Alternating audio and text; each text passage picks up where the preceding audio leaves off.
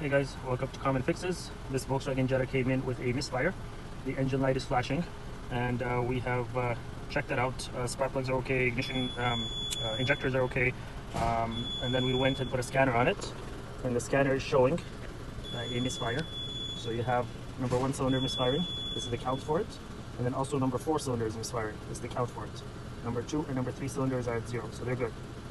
So number 1 and number 4 are misfiring. Now we've checked it out and we traced it back. As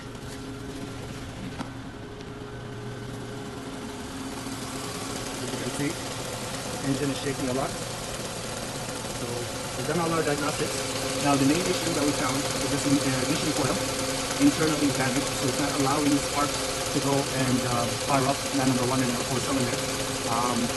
So now we've ordered a coil to come in, and we'll give you the update as soon as it comes in.